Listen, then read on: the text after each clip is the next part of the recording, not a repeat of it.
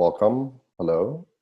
It's actually really cool to see all the different cities represented on this chat box that I'm getting.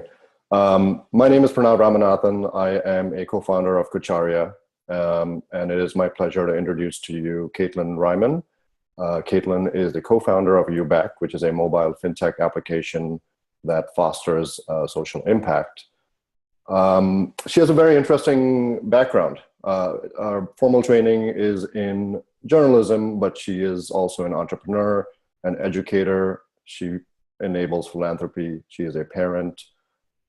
On the broader skill set, she has a career in consulting, and she is also a certified coach.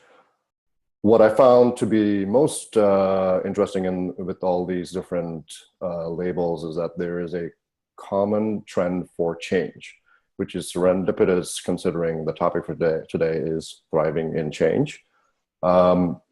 So before I begin, I just wanted to let the audience know if there are topics or takeaways you'd like addressed, input them into the chat box, and I'll do my best to incorporate them as a random selection ad hoc.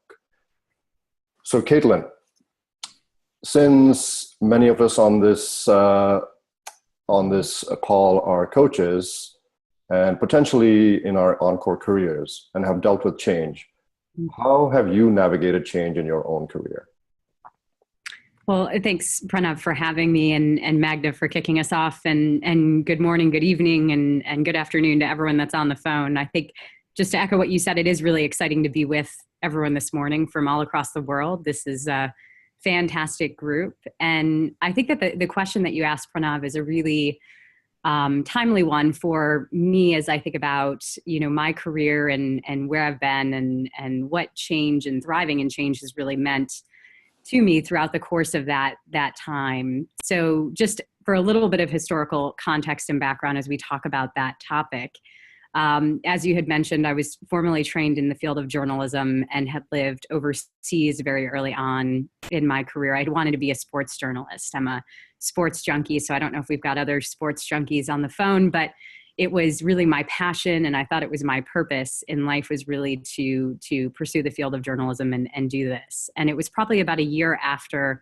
I got out of our undergraduate program at Michigan State University when I realized this is a great career path, but if I needed to pay off my student loans, I was going to need to go get another job. And as you can imagine, as a young person, this was really probably the first major point in my life where change was a difficult thing to deal with, because you were sort of parting ways with this vision and passion and purpose that you felt you had from a career perspective, in lieu of trying to go into another career path and find a way to financially afford what you needed to afford at that point in life. So I relied very heavily at that point on a core group of family members, friends, coaches, mentors that still to this day are invaluable to me when I approach different junctures where I have to go through this critical decision-making pattern.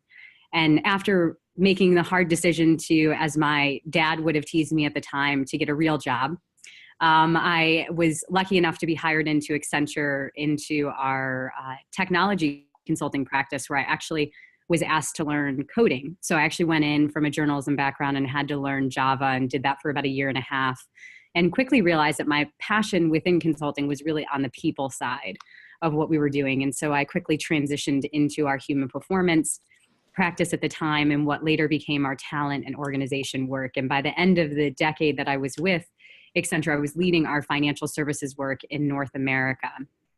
And it was during that time that we, here in the United States, experienced the financial crisis of 2008. And it was working with leaders in banks across the country where we started to see this really, big crisis that was happening, not only at the macro scale of what was happening from an economical standpoint, but it was also happening within each of these organizations as we worked with these leaders as consultants to try to help them stand up, net new organizations to address regulatory consent orders that they had to deal with. We were dealing with people who were losing jobs or laying off team members or shifting their jobs in their 50s, which is a huge transitional point for individuals. And at that time, it became really clear to me that I didn't have all of the tools in my toolkit and all of the skills that I needed in order to help these individuals as they were leading and managing change for themselves and also for their organizations. And so it was at that time that I ended up deciding to pursue an executive coaching certification from the Hudson Institute. And it was a great experience, and those skills around, helping really manage through this process in a really structured and organized way, and helping people address the personal and professional barriers that might be in front of us as we're dealing with change, became something that was really valuable at that time for my clients. And then after a decade with Accenture, I decided to leave the firm and actually become an entrepreneur, and built the social impact company with another co-founder. And it was a really phenomenal experience. But little did I know in 2008, 2009, when I went through the coaching program, how valuable that skill set of coaching would become, and how valuable coaches would become to me in my own personal career development as I looked at becoming an entrepreneur. And so for those of you that maybe have been on that journey before, I have the utmost credit and respect for you, because that is by far above and beyond the most complex and intense development space that I've been through as a professional, where you're doing everything from balancing the books to selling the product to creating the product, you name it. You're the janitor, you're the executive, you're everything in between with a startup in the entrepreneurial space. And so I relied heavily on coaches in my network to help me really work through some of those growing pains that I had to experience. And so in thriving in change, again, the coaching practice and coaching principles really became very, very valuable. And then to cap it off here more recently, I actually have now transitioned out of the day-to-day for the company that we had co-founded, and I'm now the North American lead for change management for Google Cloud.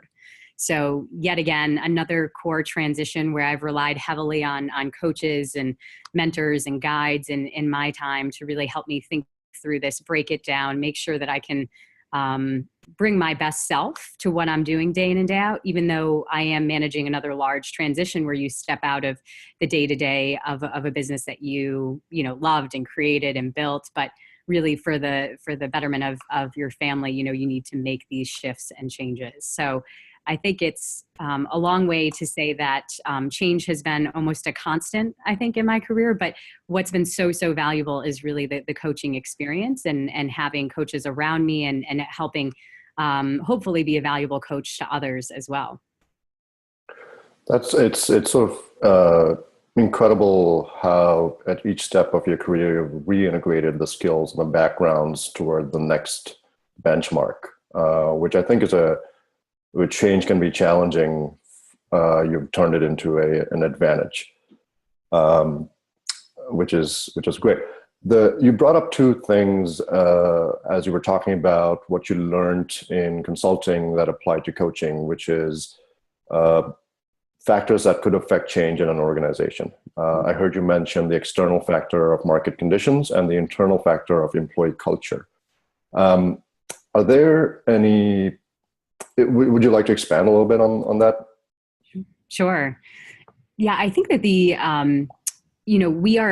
are dealing with a period of time, and I think we continue to say this, right, over the last, couple of decades. We ended up having a lot of change and transition enter into a variety of different industries. When we looked at the whether it's a technology, the digital transformation, which a lot of companies are very, very focused on. And we're actually very much focused now in the role that I have with Google in that capacity. But as we think about, increasing market pressure, we've got a demand for talent and limited skills in certain capacities. And so there's almost a war on talent as we're thinking about this. There's increasing pressures, there's consolidation, there's upstarts, there's in the fintech space, there's a ton of startups that are actually taking substantial market share from large sort of traditional companies in the Fortune 500. And so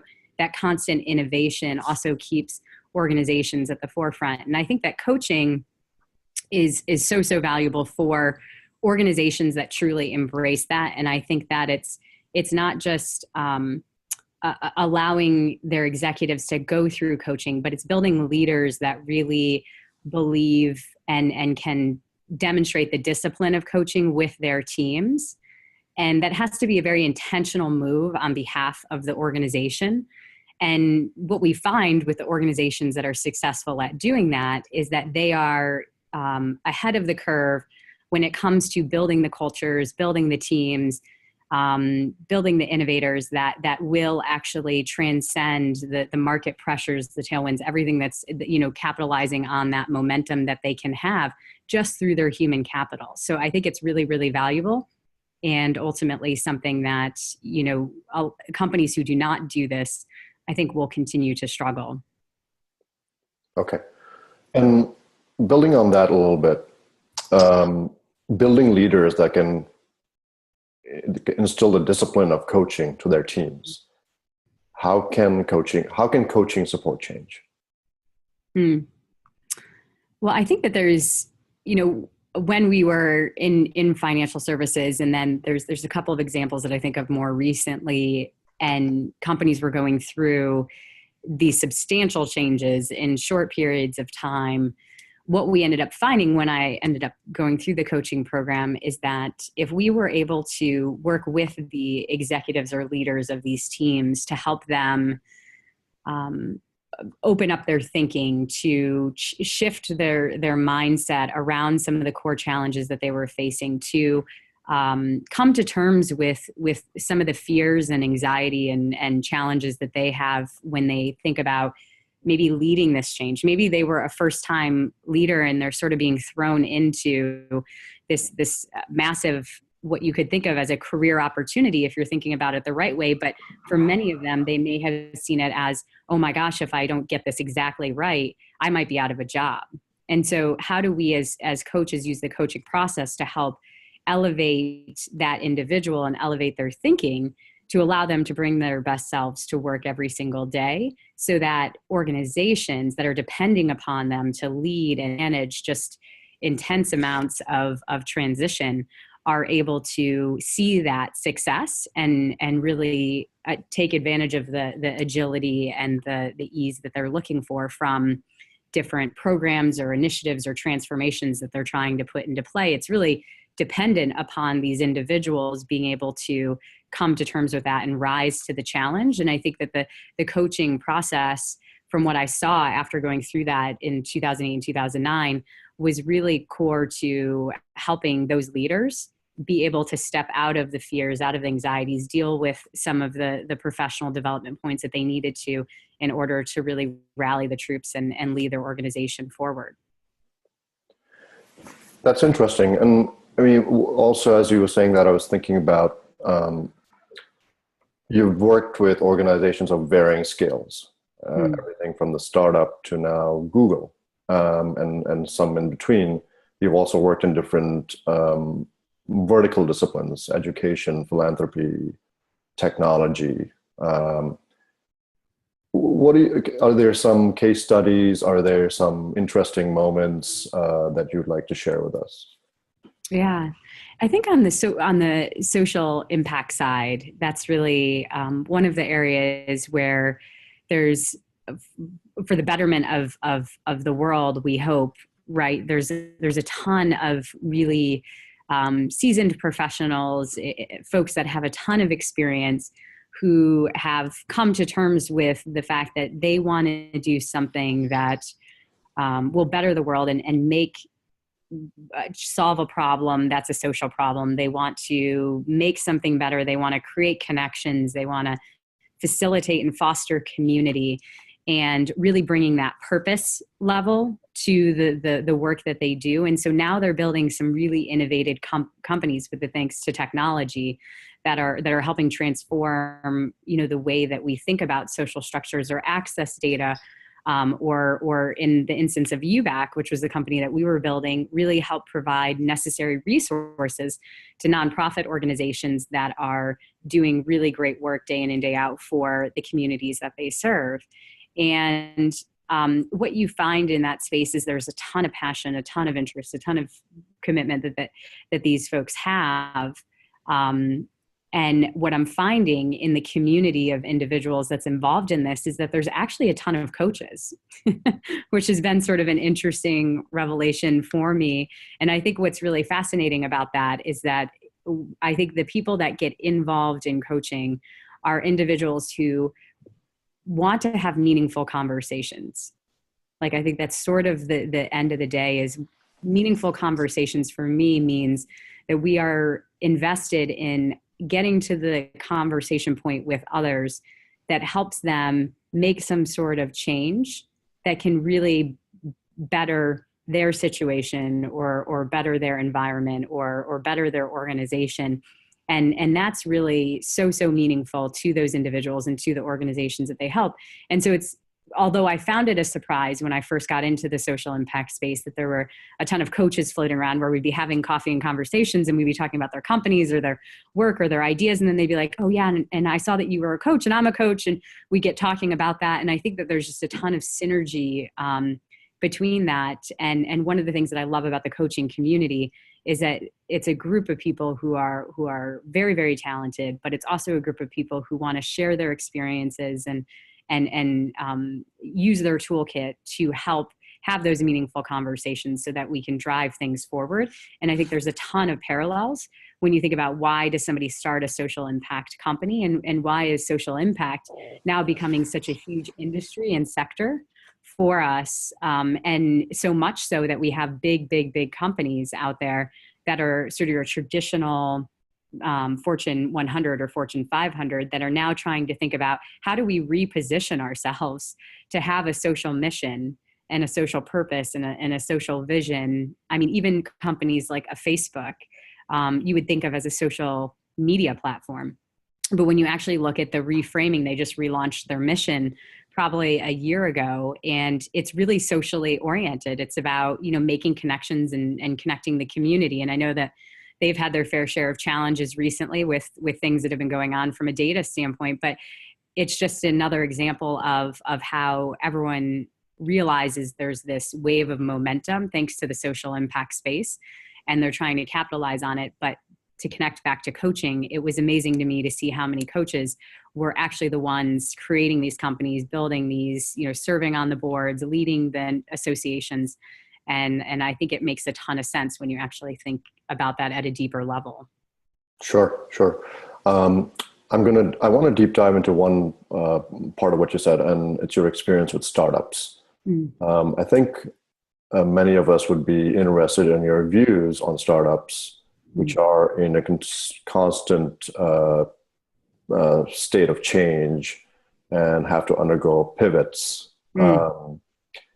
Personally, our favorite clients are startups because they offer the most malleability and interest, and they're always interesting and the least amounts of bureaucracy.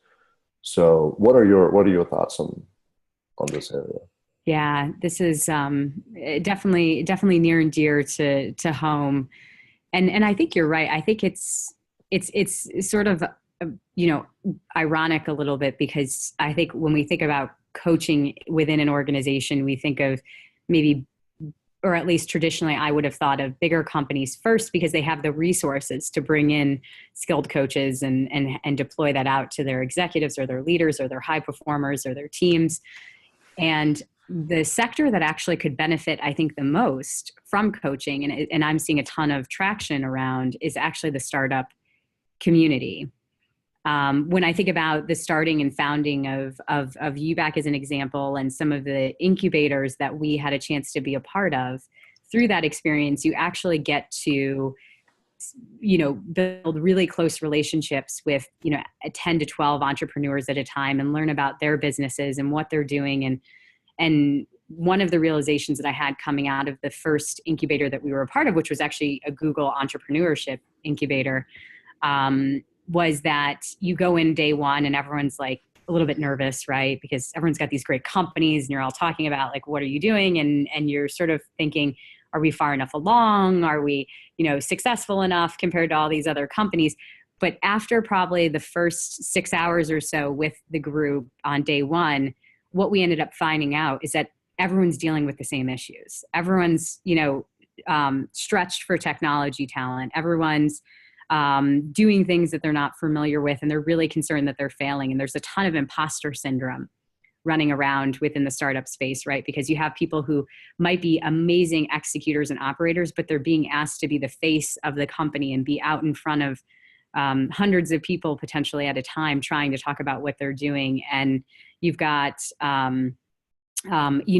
if there's co-founder relationships, you have challenges in that you have to deal with, which is probably one of the more personal challenges that you can run into in this space, because oftentimes co-founders had some pre-existing relationship before jumping into co-founding a business. And now maybe 3 years into it, there's not necessarily the same harmony that there used to be, because now you've got venture capitalists involved and there's different pressures and there's different ideas on what the future direction of the company should be. And how do you sort through this? Or you've got, investors that were a good decision early on, and now they've become more of a problem, with the transition of the company and where things are going. And you've got, incumbents that are coming in, and you've got bigger companies that are moving into the space that you're in potentially. And so you're constantly looking for opportunities to pivot or change or shift. And so I think all of those challenges on top of, an environment where you're working a lot of hours and you're traveling a lot and you're probably not getting compensated super, super well. And you're probably, lacking in some of the amenities and benefits that you have with a larger institution. You really have to have a strong core framework of what are the practices and principles that you're going to rely on to help you manage that stress, manage that change, and do so because your company depends on it. It's sort of at that level where if you're not at your best every day, then your shareholders aren't getting their best every day. And it's at a stage of a company where every day makes a difference. And so it really does become critically important to help, to make sure that we can introduce coaching, keep coaching front and center. For entrepreneurs who aren't familiar with coaching, I would always spend a few minutes talking with them about that and recommend that they find a coach for themselves or for other leaders in their team. Just even though it was an investment, it was well worth it because they really were facing a lot of unprecedented changes. That's I see questions popping up, and myself included, as both an entrepreneur and a coach, can easily relate to what you're saying. And I'm sure everyone else is nodding their heads as well. Let me. There are a couple of questions here. Let me just ask the one that just popped up recently, most recently. It's I'll read it verbatim. Startups focus on execution and achieving outcomes faster. Do they really find time for coaching their teams? If they believe in replacing people, they believe in replacing people if required. I think it's a really good question. And I think that there's probably a smaller percentage of entrepreneurs who really make the time to invest and coach their teams. But what you find with those entrepreneurs that do that is either one, they coming into this experience have experienced coaching or been a coach, or two, they've either done one of two scenarios. They've either been an entrepreneur before and seen what happens when you don't have coaching or support, or they've just seen the ugliest side of the startup experience when you don't proactively manage these things and provide people the support and the resourcing that they need. Or they've been grinding away for years and years and years, and they've sort of lived through the first iteration of their company, and they've seen the hardship, they've seen the challenge, they've seen what happens when the team isn't in harmony with one another. People are struggling with their own challenges in addition to the challenges of the business. And so I think while it's not every entrepreneur that invests in that, I think it's the smart ones. And I've had the opportunity to meet some entrepreneurs that have been far more successful than I've been in their career with different companies that they've created and exits that they've gone through. And it's really fascinating to me more recently that they've started to reach out probably over the past 2 to 3 years, as they've started net new companies, to say, how can we find a head of people? And this is a company with only 10 people, and they're already thinking about who's going to be their head of HR and really be the person to help guide their culture and their development. And then they're also saying, do you know any great executive coaches? Because my 3 co-founders and I really want to have individual coaching that we can go through so that we can help manage this relationship and make sure that we're still working as a team, 2 years down the road, and we haven't let things get in the way of us really building the business that we know we can build. And so I think if you're targeting or looking for customers in the startup space or trying to look at coaching opportunities, definitely look at the repeat entrepreneurs, because they probably understand the pain points the best, or the companies that have probably been through the tough realization for this first go around, that they're probably 3 or 4 years in and they've had time to reflect on what they should have done better probably at year 2 and they didn't take advantage of, and now there's an opportunity to engage with them. Sure. The important part is to actually make the time. Yeah. Is the gist of it, right? There's another question here that is related, and I'll also read this verbatim. What is more difficult, thriving in early stages, building momentum, the middle stage, sustaining momentum of the change life cycle? Wow, that is a really good question.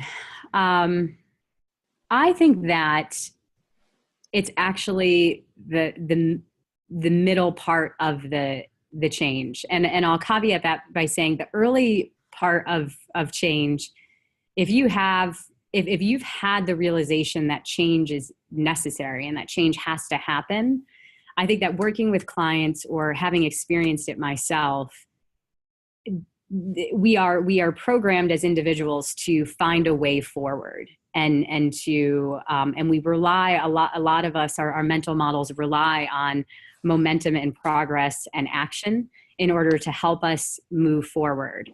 So I think that there's a slightly easier lift when you talk about that. But what I've found is that it's the middle part of change. Once you've gotten through that initial, like, hey, I'm up and running, I've kind of got a plan, I'm making things happen, I'm making the shift, I'm committing to this.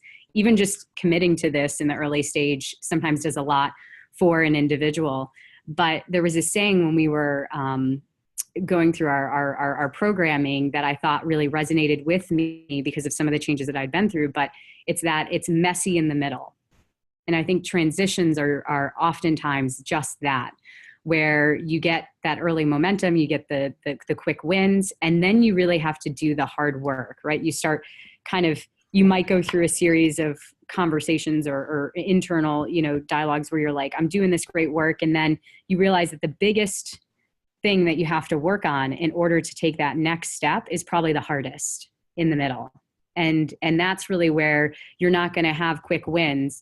You're really going to have to commit to, a longer term program or, way of breaking that down and thinking about it. And unfortunately, what happens in that middle part is that that's where our emotions tend to run high. That's where our, where fear, self-doubt starts to kick in. You may even be struggling with, as Mary Beth O'Neill, one of the executive coaches that I admire greatly, talks about, you need courage and stamina to produce change. And that's where stamina really becomes a key part of that, because you might have, been a little fatigued coming out of the early quick wins that you got when you were trying to address the change. And now you've got the hardest work in front of you, but you've already spent a lot of energy on getting to that point. So my, long-winded way of saying, I think it's the middle part of the work that we do around change, which tends to be the most difficult. Yeah, that's so, that is so correct. As an entrepreneur myself, the early part, the chaotic part, that's the fun part. Mm-hmm. And once you get into the maintenance part, it gets much more tedious, arduous. I have Ram, who has brought himself up on screen and has a question for you. So I'm going to let him go ahead and ask it. Sure. Yeah, Kaitlin, well, first of all, a comment is that, what you said, I totally agree. Pranav and I have worked with some startups from the early stages. Now they are, I would call a middle growth, tending to high growth. And the stage at which most of the coaching inputs are really greatly valuable to them is in that middle and the growth stage, perhaps later as well. in terms of whether there's a need to pivot, is there a need to look at building teams, and what is it, how do they develop a culture? Several other issues come up which are essential for their sustenance later. The question that I have is really, given that you had worked for large companies like Accenture before, and now you're with smaller companies as well. Most changes, for example, if you look at mergers and acquisitions as major change stuff, and that is something I'm sure you would have come across many times in Accenture, they are about, in a sense, culture, not necessarily perhaps the kind of culture that we associate as different cultures from different geographies and those kind of stuff, but leadership culture, complete differentiation. For example, way back, I witnessed the sort of merger change from digital to compact to what is today HP, and then break down HP into several divisions, all kinds of stuff.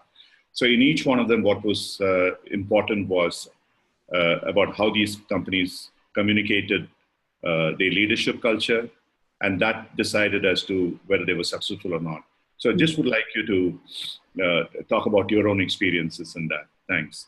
Yeah, no, it's a great point, Reimann. Certainly before 2008, we were doing a ton of merger and acquisition work in that space. And, I think that culture is often defined in a multitude of different ways. So I love that you called out that distinction there about, it's not culture as we think about it from sort of a cross-pollination of sort of a geographical or regional based culture, but it's really a shared set of values that the company has. And in all of the mergers and acquisitions that we went through, I think that people could come together on, the systems they were going to use. The processes might have been a little bit more difficult depending upon sense of ownership and pride with what one organization had done versus the other. Branding and presence in the marketplace was always another hot topic debate. But at the core of all of this, where the rubber hit the road and where we saw the most friction in these combinations and acquisitions that were happening, was really around, what is our identity going to be? And it would look a lot like one company coming in and saying, okay, well, our values are, we're all about the customer experience, and to deliver on that, we think that, it's customer first, it's team second, it's individual third. Sort of like a familial hierarchy. It used to remind me a lot of what my family used to talk about growing up, right? It was sort of a similar structure. But then you have another company who's merged with them, right? And they're looking more at this from an innovation standpoint. And they're like, we just want to innovate. We know that they're like a Jeff Bezos type company, right? Where he's like, the group that innovates is going to be the most successful. And I don't care about, protective moats around my IP, and I'm not going to go through the whole patent process, and I just want to innovate and take on new challenges and build and problem solve. And so we admire agility, innovation, independent thinking, the entrepreneurial spirit. And so when you got those two companies together, right, on paper, it looked like a really good fit. It looked like it was going to be a really nice complement of processes, tools, capabilities, offerings, customer sets, et cetera. But what ended up happening was you ended up finding that it was very, very difficult, if almost impossible, to keep those same leaders involved and bring those two organizations together. And for many companies that we saw go through this, they had employees that had been there for 20, 30, 40 years, even for some of their careers. So even if you solved for what does the culture need to look like, and what is our charter and edict of what our values are going to be as those shared set of values moving forward, we even saw it fall down when you would get into the second level of like the directors or the managers, because they were also very entrenched in the work that they were doing and the way that they had always done that work. So I think, Ram, to your point, this merriment of, it was very, very rare that we saw companies that had shared values have the opportunity to come together through the mergers and acquisitions in, the early 2000s. But when we did see that happen, that really made all of the difference in the success of those organizations. We're actually working with a large telecom provider that has been through, over the past 20 years, probably 5 to 8 different mergers and acquisitions of really notable size and scale. And as we're working through some of the transitional things with that particular organization, you can definitely see the remnants of where they failed at developing those shared set of values. And leaders in different parts of the company are leading their organizations differently. Teams don't feel empowered because there's no consistent governance process, or roles and responsibilities aren't consistent. There's no consistent operating principles. And so people who are keen enough to develop a different sense of, when I talk to marketing, I need to do it this way. And when I talk to finance, I need to handle myself this way. And then when I'm over in IT, I need to go this way.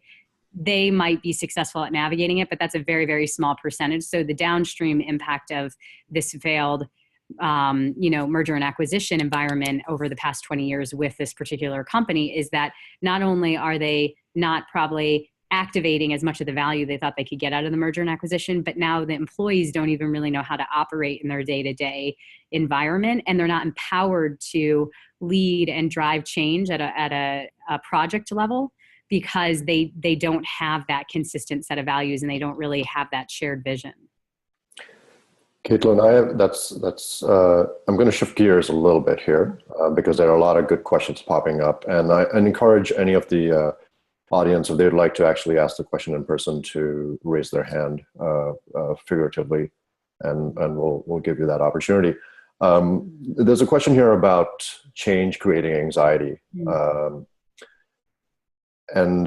Basically, as I read it verbatim, it says, "As a coach, I embrace change and feel energized by it.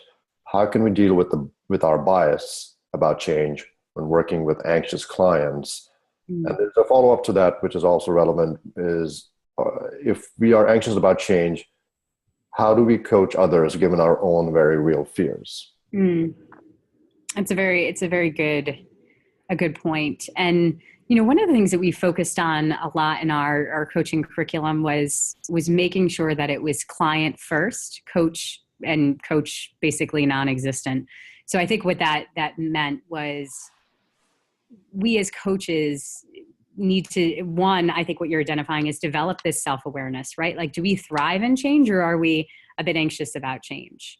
And if we are somebody who is a bit anxious in change, I think that's work that we need to do so that we can set up frameworks or practices or ways that we, when we go into that coaching environment, can put that aside. And often what I've found with those areas of development that I've had for myself, for instance, I was somebody who was always really hesitant to challenge people. And challenging in coaching is one of the absolute core things. Being able to share an observation that might be a little bit contrary to what the person is telling us, just so that it creates some awareness for them, was never a core strength of mine until I went through the coaching program. And it still to this day is something that I have to work on day in and day out. But what I ended up finding, and maybe for the person that mentioned, that they're anxious about change and how do we really deal with that, is that I actually had to reframe it from, while we call it a challenge within the coaching practice, I had to reframe this as, if I don't share the observation with them, they might be missing out on a valuable learning opportunity. Because my mindset is, I want to help people and I want to make them better and stronger and faster. And I feel when I can do that, I come from a place of strength. But when I felt that I was challenging them or sharing with them something that was uncomfortable or might make them not at ease, that was very difficult for my mind to really wrap itself around and really feel like I could come at that from a place of confidence. So when we're thinking about, to the point around being anxious and change, working with a coach yourself to work through that and say, hey, I know this is a learning edge for me and I really want to be a great coach. And this is something that I'd like to develop some ways to work around, can be really, really helpful. Now, for the person that was saying, I embrace the change and I'm energized by it, the bias around the change should also be something that we check, right? If we're really putting the client first, it's helping them work through, it's providing them that space and time where we don't have a perspective, right? It's allowing them to talk to us and to be able to ask smart questions and help them work through scenario planning that allows them to come up with their own answers. And so from eliminating the bias perspective, depending upon what that bias is, potentially mirroring a similar way of working with a coach to help identify what is the exact behavior that's driving that. And then how do I change that or eliminate that from my coaching style would be something that I've at least found to be very, very helpful in the past. So we need to be coached as coaches, essentially. That's right. That's right. There are a few questions that are related to, again, going back to the startup and the entrepreneurial scenarios. One that is interesting is budget. How does one afford a coach if they're a startup? Yeah. Go ahead. What in your experience are the issues? I have this conversation a lot with peers and other entrepreneurs, and you could probably approach this a couple of different ways. But my first question to them is, what's the impact of not having a coach? And when I think about, the answer that I usually get from that is a little bit more reflective, because I think that when we actually look at, now, if you're talking about a startup that is a founder who literally is bootstrapping this and doesn't even have another client yet, that's probably a very different conversation than a startup that's very early on in their journey and they've got clients that are paying. It may not be to the degree that they want it to be or the number of clients that they want, but they've got a small team that they've started to develop around them. And that's probably where that coaching becomes really, really valuable. And what I typically would tell other entrepreneurs is that we should be investing 10% of our budget back in, whether it's team building or individual development, or so whatever 10% of the revenue is that you're bringing in, or 10% of what you feel is your budget, even as small amount as that sounds like it is, that can help make a change and create some space and time for people to connect as individuals and then work on their own development. So that's sort of how I think about that for those that are at least bringing in some revenue in an early stage company. Got it. That's an interesting way to look at it. We have also approached stakeholders, so the investors. That are able to convince the resistant startup founders or the those that are not welcoming coaching to manipulate that situation. I think that's actually a great way to do it too, because what's been fascinating, right, is if you think about this, so oftentimes investors have done so much due diligence when they invest. They've flushed out the industry, they've looked at competitors, they've talked about the pricing model, they've looked at the cost to serve, they've figured out, is the gearing ratio around, kind of the team structure, sustainable, scalable, where can they optimize, where can they do self-service to help eliminate some of those overhead costs. But the one variable they haven't accounted for is the human capital. And that's probably the most fragile and most important part of the organization and the investment that they're making. And so I think that's a phenomenal idea, getting with investors and talking to them about these ideas and concepts and how important and the impact of it and the criticality of it, and even equipping the entrepreneur, the founder, the whoever is interfacing with these folks with the talking points that they need to talk to their investors about that. I mean, I think that's a great strategy. Great. So that we don't digress too much into the sales aspects of the coaching world, which can become very interesting. There is a question here about disruption that coaching brings, and how one can keep the overall mindset intact within the larger organization while they're adopting new change. Any thoughts on best ways to manage change here? Because you're right, it is a bit disruptive, right? The individual will probably go through periods where they feel like they're applying the principles and things that they're learning and trying in flow with the organization. And then they might be trying and testing things that actually are goals for themselves, but it may not be a shared goal with the organization, or they might be trying to frame themselves as a leader that they want to be, not maybe the leaders that they work for. And so that can create some friction in mindset. I think, depending upon the situation, I think it's always best in that environment when you're committing to this and you're investing in this, and particularly if your organization is paying for it, to have some transparency, if you feel comfortable doing so, around the fact that you don't have to get into, hey, my goals are, I want to do A, B, and C with your leaders that you're working with. But I think it is helpful to have transparency with the leadership team that you work for, to say, I'm either investing in this or others are investing in this on my behalf, because I want to, better the way that I can add value to the business, or better myself as a professional and individual. And what this means over the course of the next 6 months, I might be, trying new things, taking risks, working on learning edges. And what I'd ask for your support on is A, B, and C as I'm going through that process. And you can keep it very high level, but I think to help manage against it, so that the leadership team or the people you're working with don't think, oh, geez, this is like a little bit weird, because now Kaitlin is enacting exactly the same way that she used to. Maybe she's pushing back more. Maybe she's not saying yes to everything. Maybe she's finding other ways to create some boundary and structure in her life. I think if you create a little bit of transparency around that going into the process, I think people will work with you on that, assuming the organization is somewhat attuned to people going through this professional development and growth process. Wonderful. A question popped up. Let me ask it, because it's been asked twice now. What are the 3 most important attributes for an individual /team /organization for thriving in change? It's a really good one. I would say that,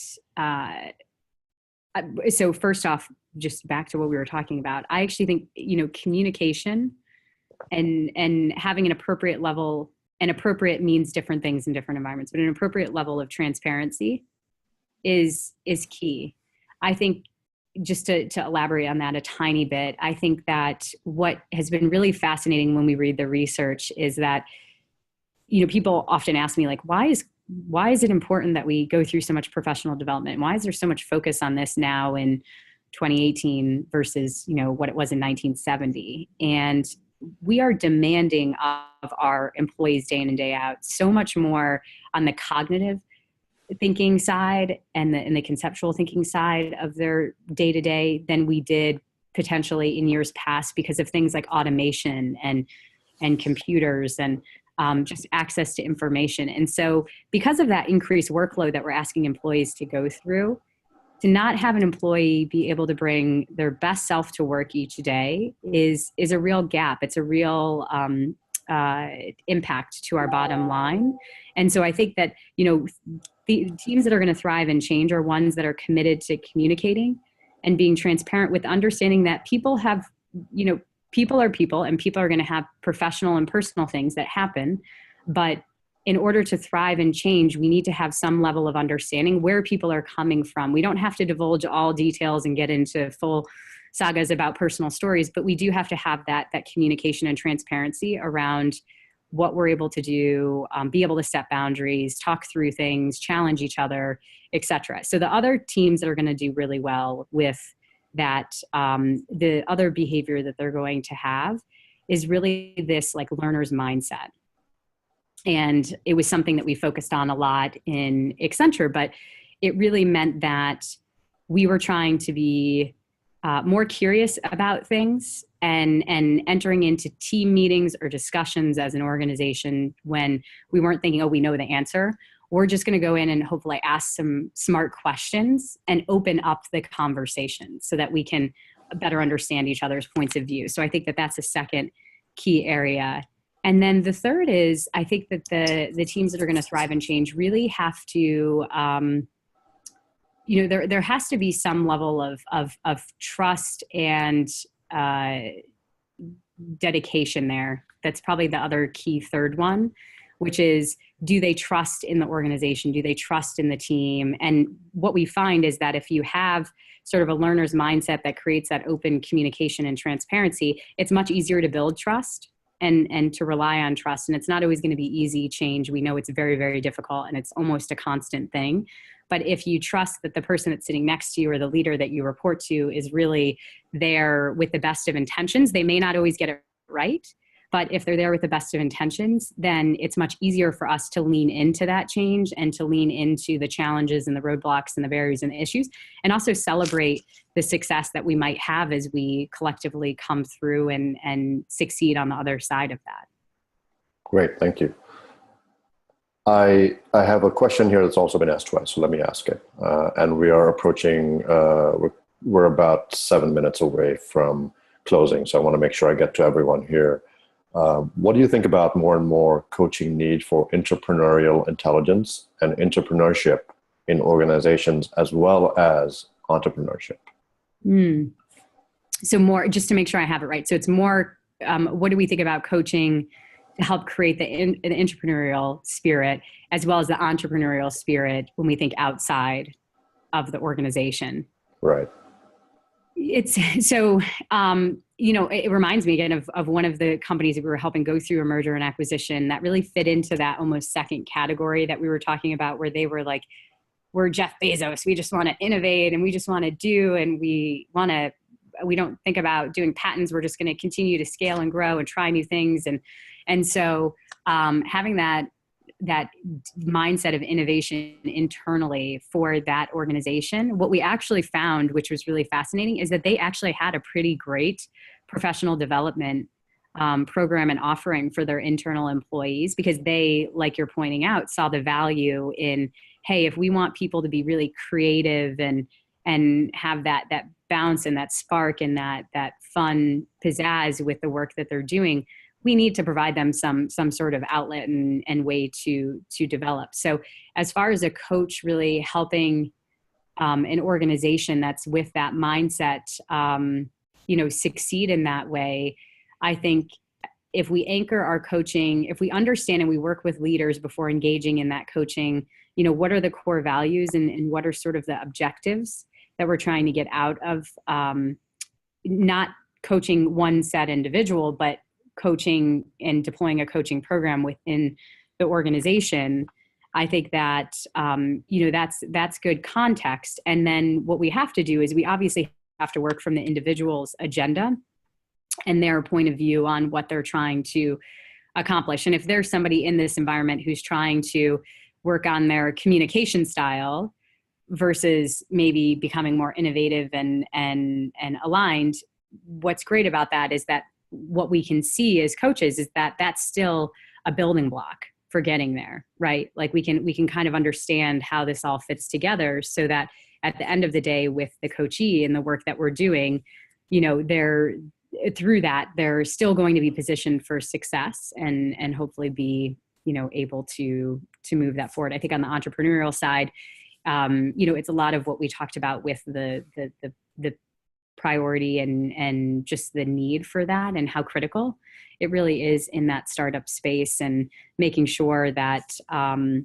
we keep these entrepreneurs are thinking about a lot of different things at a lot of different times. And so making sure that we can keep them really focused on targeted behaviors and keeping it about them. And coaching that I've done in this space, it's tempting for an entrepreneur because it's so personal and it's so intimate to want to make the coaching session about said team member, said founder, said co-founder, said investor, when really we need to make sure we're bringing them back to what is the core behavior that we're trying to change for you that will enable you to better thrive in this environment.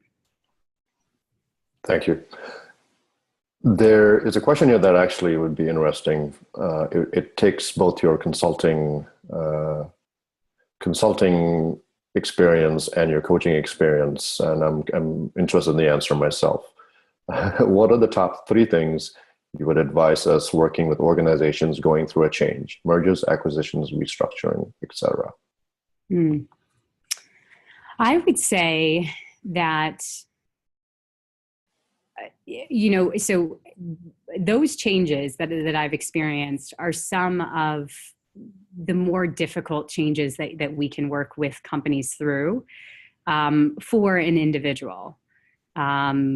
So one of the most critical things that we should keep in mind when we're doing that is to make sure that when the company or whoever is bringing us in, or if it's the individual, I guess it would be two different scenarios. If the company is bringing us in to do the coaching, that the right boundaries are set around that it's all about client confidentiality, and that this isn't going to be an exercise where we as coaches are going to be leveraged to provide their team lead or their HR team or their senior leadership more insight about, their strengths and weaknesses. And we're not going to be doing assessments on the individual, and just making sure that there are the right boundaries. Because I've actually seen situations where coaches have gotten sucked into mergers and acquisitions, and the intent of the HR team for bringing them in was actually to help fill it, to feed into an overall skills and competencies assessment that was happening. And that was going to inform who was going to be kept on and who was going to be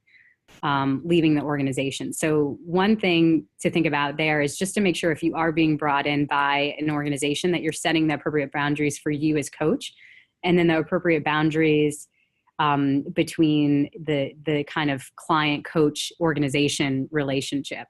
So that would be one thing that I would think about. I think the other thing when you're thinking about some of the merger and acquisition space is that these individuals are probably going to, depending upon their response to stress, we probably need to watch and look out for situations where people, because of the intensity of the stress, are starting to bridge out of maybe a coaching situation and starting to require maybe more structured therapy or other things that they might be dealing with from more of an emotional, psychological standpoint. And certainly if it gets to that point where you're in a coaching situation with somebody who's undergone an intense amount of stress, and they're worried about their family and and it's bringing up a lot of things from the past that are very deep and personal and emotional to them.